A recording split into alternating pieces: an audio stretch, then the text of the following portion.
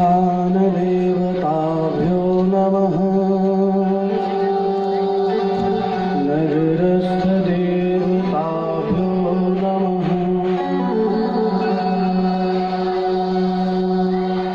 क्षेत्रदेवताभ्यो नमः।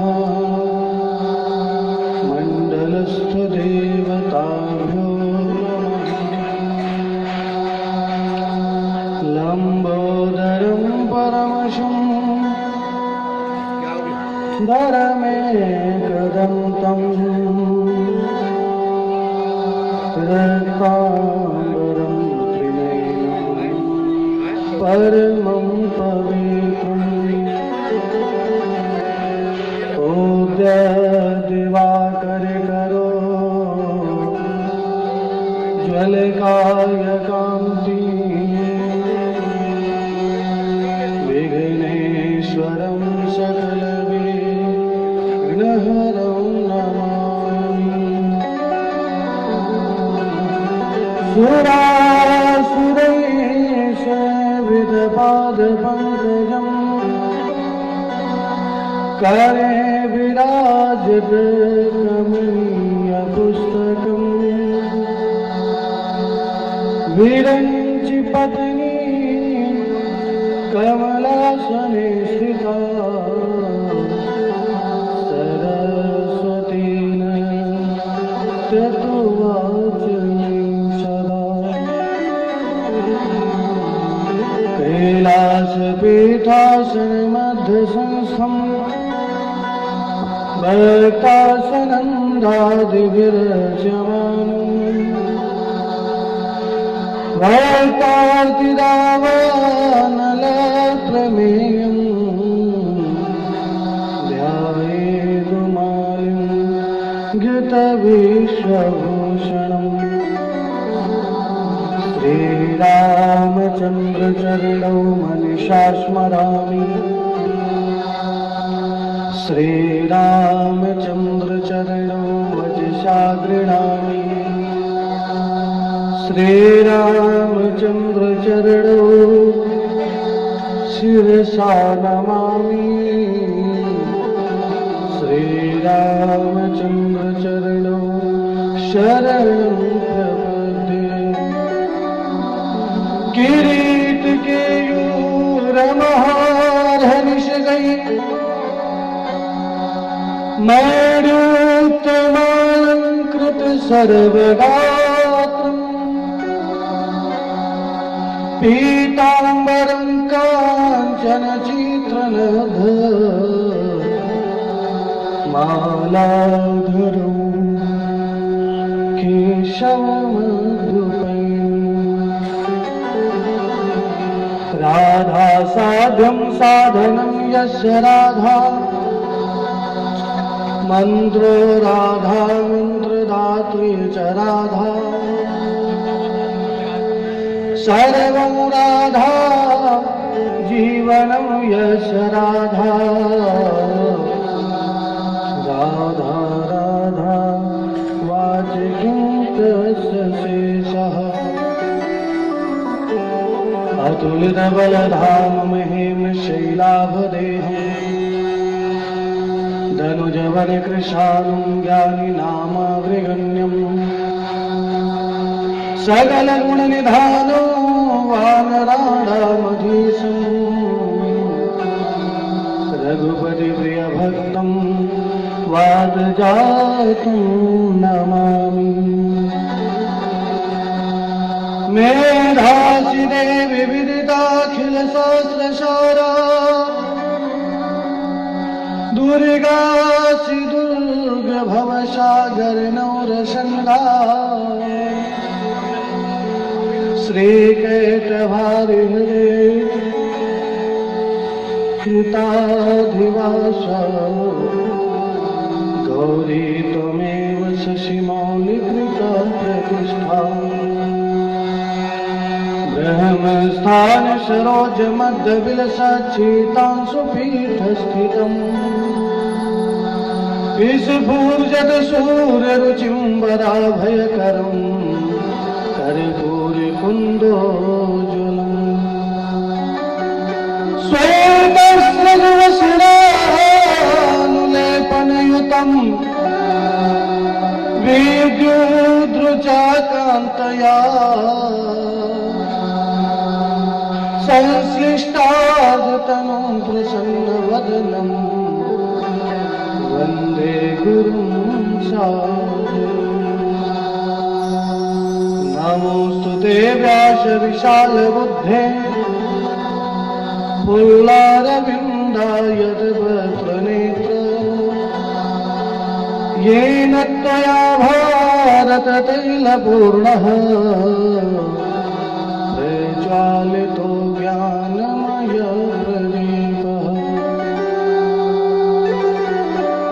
यं प्रव्रजन्तमनुपेतमपेतकृत्यम् द्वैपायनो विरहकातरया जुहाव पुत्रेति तन्मयतया तरोभिदेदुस् तं सर्वभूतहृदयं मुनिमानतोऽस्मि। प्रह्लादनारद परा सरपुण्डरीक व्यासाम्बरीश शुकशौनक भीष्मदालभ्याम्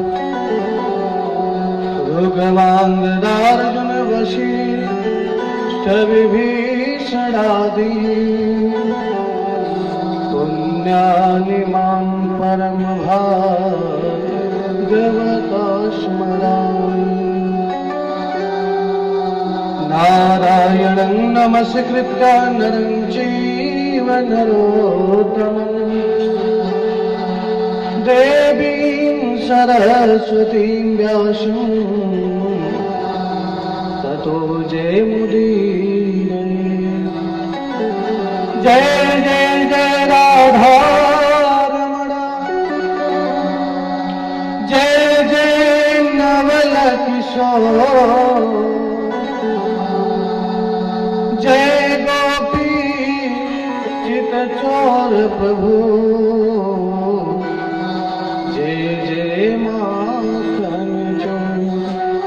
बोलिए रमण बिहारी मदन मुरारी बांके बिहारी लाल की जय।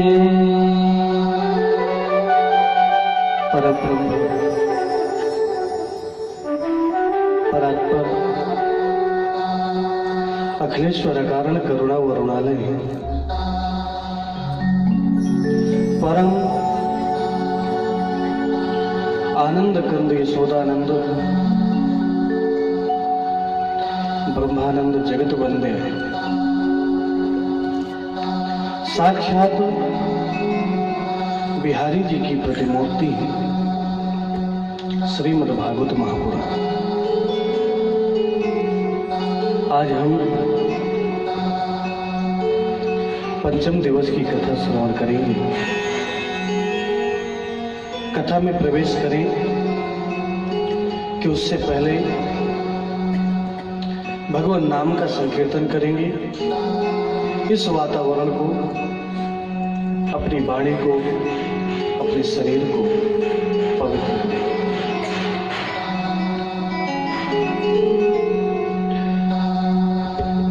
हमारो धन राधा श्री राधा श्री राधा हमारो धन राधा श्री राधा श्री राधा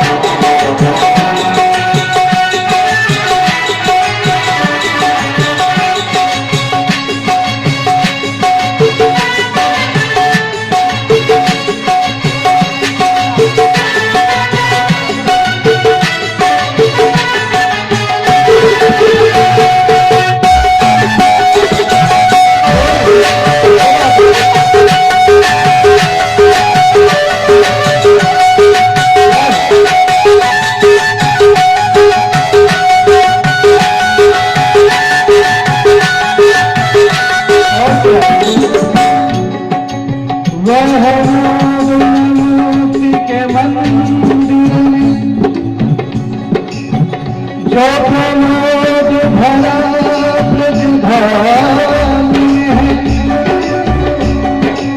इतनी छविया कहीं भी नहीं, जितनी छवि मेरे गोपाल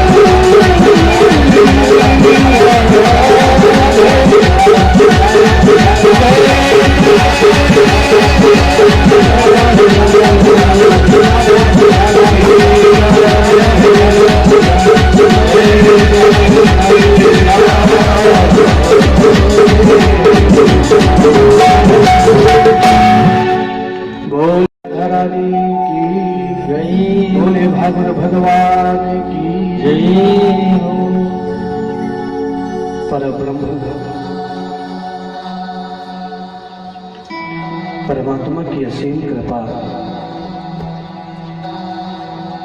कि आज निर्विघ्न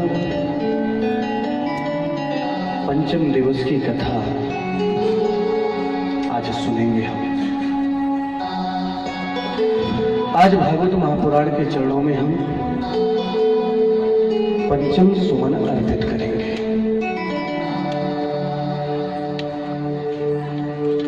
के पावन समय अत्यंत जीवन का ये महत्वपूर्ण समय,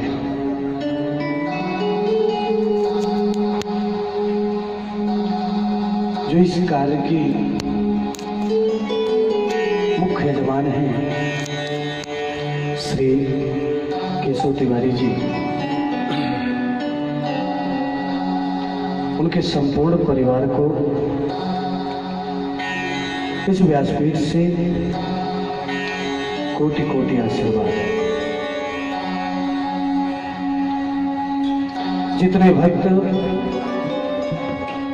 कथा सुन रहे हैं या जहां तक ये आवाज जाती है, सभी के ऊपर गोविंद की कृपा बनी रहे। पूर्ण सुख शांति के साथ भगवान का भजन करते हुए निर्विघ्न तरीके से उनका जीवन व्यतीत हो, ये विशेष कृपा उन पर गोविंद की बनी रहे। कल हम लोगों ने भगवान कृष्ण का सुंदर जन्मोत्सव मनाया। आज लाला का जन्म हो चुका है और आज लाला की बाल लीला। जब छोटे से गोविंद थे तो किस प्रकार से उन्होंने बाल लीलाएं की, किस प्रकार से आनंद क्रीड़ा की बचपन में, उन सुंदर छवियों की कथा हम सुनेंगे और आखिरी में हम गोवर्धन लीला, गोवर्धन चरित्र सुनेंगे और सुंदर गोवर्धन महाराज की झांकी का भी दर्शन करेंगे, उनका पूजन भी करेंगे और उनका परिक्रमा भी करेंगे। यहाँ पर जो गोवर्धन जी महाराज की जो परिक्रमा करेंगे, उनको साक्षात गोवर्धन जी महाराज की परिक्रमा का फल मिलेगा। तो सभी लोग आज कहते हैं, जब गोकुल में भगवान कृष्ण का जन्म हुआ, नंद बाबा तो बड़े उत्साहित हैं, बड़े प्रसन्न हैं,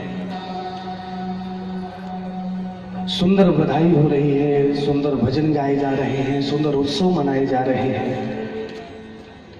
नंद बाबा जो चौथेपन में बुढ़ापा आ गया, बाल सफेद हो गए और उस समय बच्चे का जन्म हुआ। आज दोनों हाथों से उन्होंने विचार किया कि ये जो समय आया है ना, जब घर में हमारे पुत्र का जन्म होना, तो पुत्र के अच्छे जीवन के लिए पुत्र के निमित्त कहते हैं दान करते हैं। परीक्षित जी महाराज का जब जन्म हुआ था, एक बात हम और बता दें, जब बच्चे का जन्म होता है और जब तक बच्चे की नाल, यानी जैसे तुरंत जन्म हुआ, तो जब तक नाल नहीं कटती, नाल जैसे ही कटती है वैसे ही व्यक्ति अशौच माना जाता है, अशुद्ध माना जाता है। कटने के बाद फिर वो भगवान का स्पर्श नहीं कर सकता। तो जब तक नाल नहीं कटती, यानी जैसे ही जन्म हुआ तुरंत अगर उस बच्चे के नाम से हम दान करते हैं, पुत्रे जाते विधि पाते दत्तम भवति चाक्षी, तो वो दान अक्षय दान कहलाता है। और वो दान का जो फल है, मरते दम तक उस बच्चे का कभी कम नहीं होता। अक्षय दान, उसका अनंत गुना फल है। उस समय हम जो भी दान करते हैं, वो दान अक्षय दान कहलाता है, उसका पुण्य कभी नष्ट नहीं होता। कब? तुरंत अचिरात दान करें। आज जैसे ही, आजकल तो पता ही नहीं चलता, हॉस्पिटल में जैसे ही सब नाल वगैरह कट के पूरा साफ सुथरा बच्चा मिलता है, बाहर पता चलता है। लेकिन विशेष ये प्रयास करना चाहिए कि जैसे ही अंदर से या रोने की और कुछ भी मन में कुछ भी बोल ले, हमने 100 रुपये दान किया, 500 रुपये दान किया, ब्राह्मणों को किया, कन्याओं को किया, उसका बहुत बड़ा फल है। आज नंद बाबा दोनों हाथों से दान कर रहे हैं। एक ब्राह्मणों की टोली बुलाई, सभी ब्राह्मण, जितने भी ब्राह्मण रहते हैं गोकुल में, बरसाने में, ब्रज में, सारे ब्राह्मणों को बुलाया। धेनूनां निवते प्रादा विप्रेभ्यः समलंकृते तिलात्रीन् सप्तरत्नौघा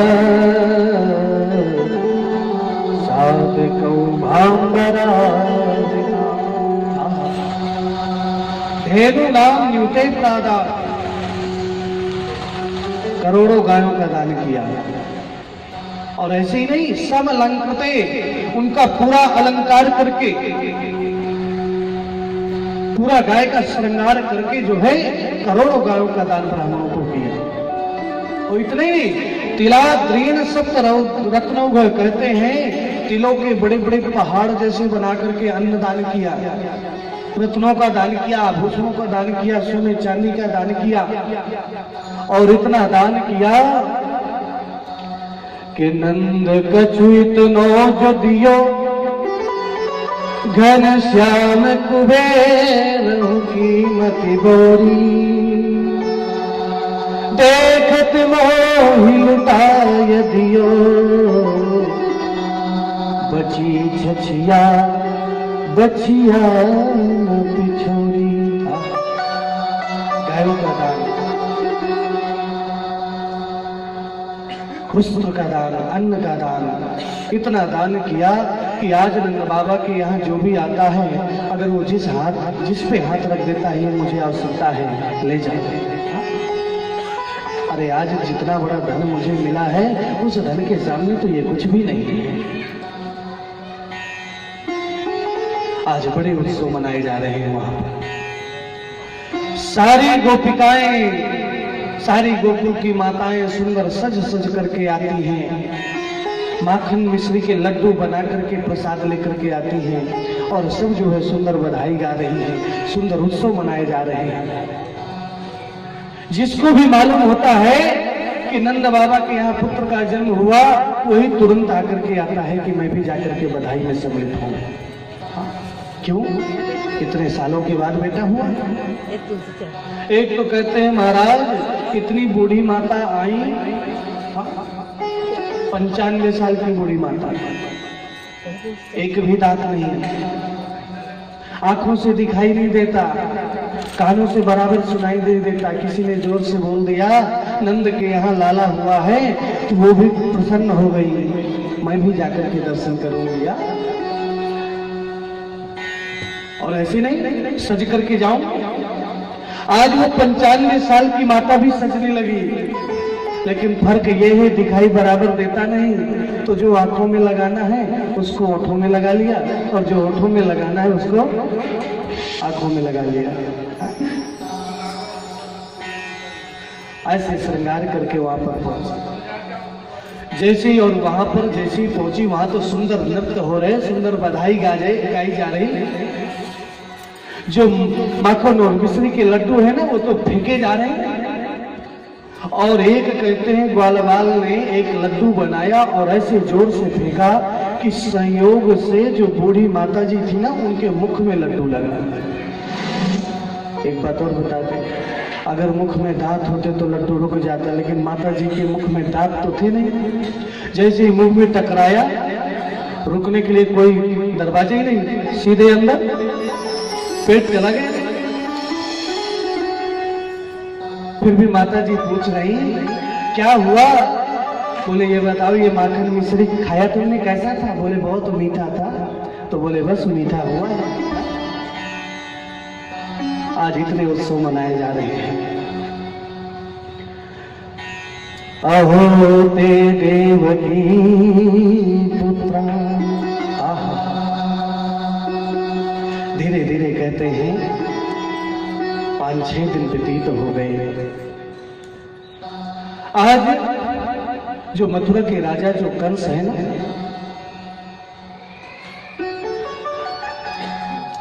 ये जो छोटे छोटे गांव के हैं ये सब कर देते हैं, सब टैक्स देते हैं राजा को। नंद बाबा के यहाँ लाला हुआ, एक तो उस लाला की खुशी बताना है और साथ में बहुत दिनों से टैक्स नहीं दिया, वो सारा टैक्स इकट्ठा करके उनको कर देना है। कहते इधर उत्सव चल रहा है और नंद बाबा जो है मथुरा चले गए। और उधर जब से योग माया ने कंस को बताया कि तुझे मारने वाला जो है ब्रज 84 कोष में जन्म ले चुका है, कंस को बड़ी चिंता, दिन रात में नींद नहीं आ रही, दिन में बेचैन रहता है, आखिर कौन होगा, कहां पर जन्म लिया होगा। आपातकालीन मीटिंग बुलाई सभी राक्षसों की, किस प्रकार से मैं पहचानूं कि मेरा शत्रु कहां पर जन्म लिया। आज सबने विचार किया, ये काम करते हैं, जितने भी छोटे छोटे बालक ब्रज 84 कोष में जन्म लिए हो सबको मार देते हैं, तो उसमें आपका भी शत्रु मर जाएगा। बोले कब तक के बच्चों को? बोले 1 महीने के अंदर जितने जन्म लिए हो सबको मार देते हैं। आज कंस कहता है ये काम कौन करेगा, हा?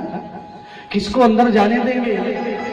उसी समय पुतना बोली कि ये काम मेरे ऊपर छोड़ दो, हाँ ये काम मैं बराबर कर दूंगी। बोले कैसे करोगी?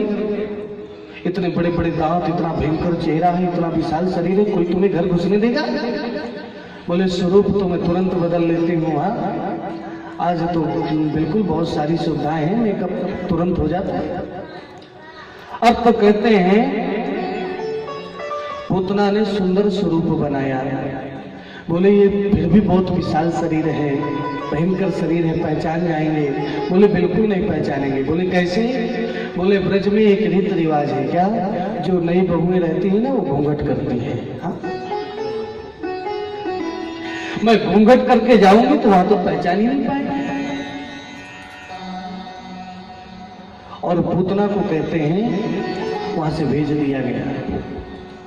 उधर नंद बाबा जैसे ही पहुंचे वहां पर कंस से मिले, वसुदेव जी से भी मिले। और आज वसुदेव कंस जी को, नंद बाबा को ये मालूम नहीं कि जो मेरे यहाँ जो लाला है वो देवकी का ही है। वसुदेव जी से मिले, अहो ते देवकी पुत्रा कंसेन बहु हता, एका वसिष्ठा वरजा कन्या सा दिवंगता। अरे मुझे बहुत दुख है, बहुत पुत्रों का जन्म हुआ, कंस ने सबको मार दिया, एक लड़की हुई उसको भी मार दिया। अपनी प्रसन्नता बताई, मेरे घर में लाला का जन्म हुआ है। वसुदेव जी ने बधाई दी, बड़ा अच्छा हुआ। यद्यपि वसुदेव जी जानते हैं कि मेरे ही पुत्र मैं छोड़ करके आया हूं, लेकिन फिर भी आपके यहाँ लाला हुआ, आपको बधाई है। इधर सुंदर उत्सव मनाए जा रहे हैं, पूरे ब्रज की माताएं आती हैं, उस उत्सव में सम्मिलित होती हैं, गोपाल को गोद में लेती हैं, सुलाती हैं, फिर चली जाती हैं। आज उसी बीच में कहते हैं पूतना पहुंच गई सुंदर स्वरूप धारण करके। लाखों माताएं आ रही हैं, लाखों गोपिकाएं आ रही हैं, लाखों गोपिकाएं जा रही हैं। और उसी बीच में सुंदर श्रृंगार करके पूतना जैसे ही आई तो कुछ गोपिकाओं की दृष्टि बढ़ी, बोली ये कौन है? अरे बड़ी सुंदर है। किसी ने कहा ये जरूर यशोदा माँ की जो है कोई सहेली होगी, हाँ रास्ता दे दो इनको। सबने तुरंत रास्ता दे दिया। अंदर गई, अंदर जाकर के देखा कि जो बालक है ना वो यशोदा माँ की गोद में है।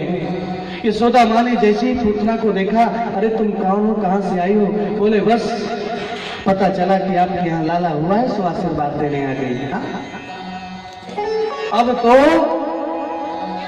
माँ यशोदा ने सोचा जरूर कोई ब्राह्मणी होगी, और माँ यशोदा जल्दी में बोले काम करो, लिए लाला को तुम ही पकड़ो, मैं थोड़ा सा मेहमानों को देख करके आती हूँ।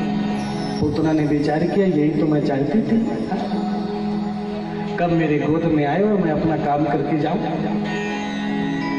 अब आज पूतना ने जैसे ही लाला को गोद में लिया और गोद में लेकर के जैसे ही भगवान कृष्ण की पूतना के ऊपर दृष्टि पड़ी, भगवान कृष्ण कहते आंखों को बंद कर दिया। क्यों? एक संत कहते हैं, बोले महाराज इसलिए बंद कर लिए कि हे प्रभु ये कैसी लीला है। हा?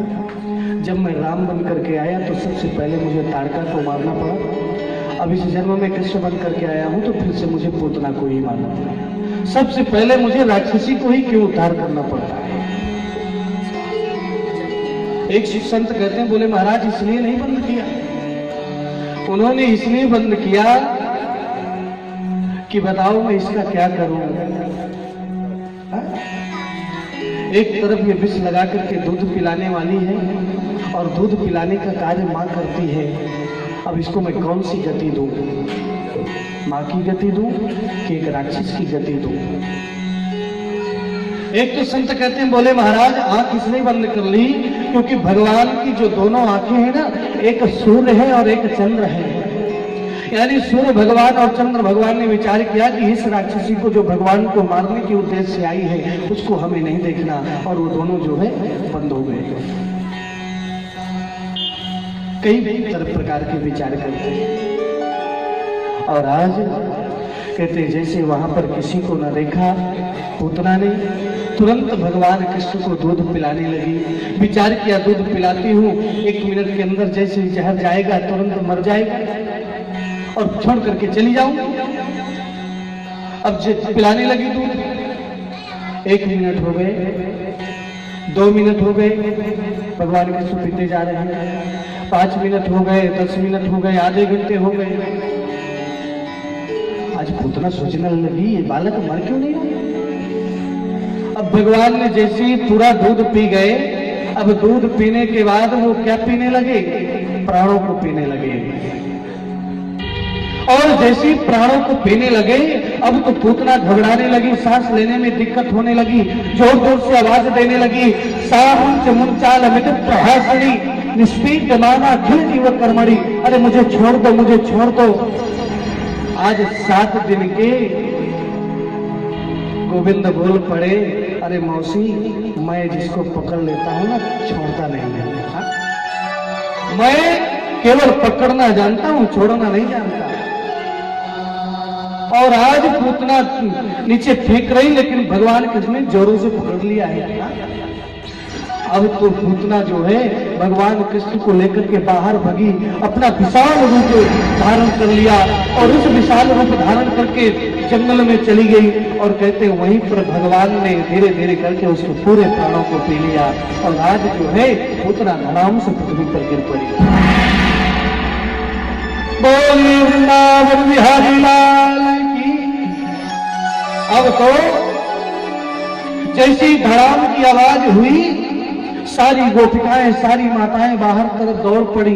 देख करके जाकर के देखा तो वहां पर पूतना विशाल राक्षसी पड़ी है और उसके छाती के ऊपर भगवान कृष्ण खेल रहे हैं 7 दिन के। अब तो दौड़ करके गए, इतना विशाल शरीर है कि कहते हैं पूतना का शरीर 6 कोस का था। 1 कोस 3 किलोमीटर का होता है, यानी 18 किलोमीटर का शरीर था।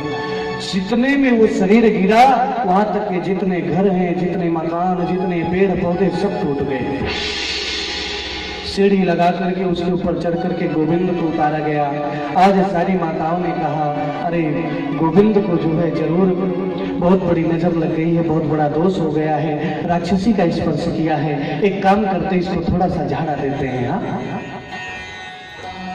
माताओं को बड़ी जानकारी रहती है। थोड़ा सा बच्चा रोया ना, तुरंत किसी की नजर लग गई है और अपने से झाड़ फूंक भी कर लेती है। आज जो सबसे बूढ़ी माता थी, उन्होंने कहा मैं बहुत अच्छे से जानती हूँ, क्यों जन्म से यही कर रही हूं ना। गोविंद को कहते हैं गाय के मूत्र, गाय के गोबर को मिला करके और गाय की पूंछ से जो है गोविंद का झाड़ा देने लगे। इंद्रियाणि हृषीकेशः प्राणान् नारायणोऽवतु श्वेतद्वैतपतिश्चित्तम् मनो योगेश्वरो क्रीडन्तं पातु गोविन्द सयानं पातु माधव। इंद्रियाणि ऋषिकेश, इसके इंद्रियों की रक्षा ऋषिकेश भगवान करे, प्राणों की रक्षा नारायण करे। क्रीडंतम पातु गोविंदा, खेलते हुए की रक्षा गोविंद करे। शयानम पातु माधव, सोते समय जो है इस लाला की रक्षा माधव करे। भगवान विचार करते हैं कि मेरे ही नामों से मेरा झाड़ा दे रहे हैं, जितने मेरे नाम है उन्हीं नामों को लेकर के झाड़ा दे रहे हैं। झाड़ा दे करके पुनः जो है पालने पर सुला करके सुंदर जो है गीत गा करके सुलाती हैं। दिन भर जो है उसके साथ बाल लीला। अब तो माँ यशोदा बड़ा ध्यान देती, किसी भी अजनबी व्यक्ति से जो है बिल्कुल भगवान कृष्ण को ना तो उसके गोद में देती ना तो उससे मिलने देती। हाँ, एक बार घटना हो गई, अब दोबारा जो है ऐसा नहीं होना चाहिए। महीने भर हो गए, महीने भर से जो है वैसे उत्सव चल रहे हैं वहां पर। और नंद बाबा ने तो विशेष डांट लगाई है, इसमें बड़ी सुरक्षा है। और अंदर ही अंदर कन्हैया महीने भर के हो गए, झूले पर लिटा करके उनको सुंदर झूला देती है। हमें थोड़ा सा भगवान कृष्ण को झुलाई।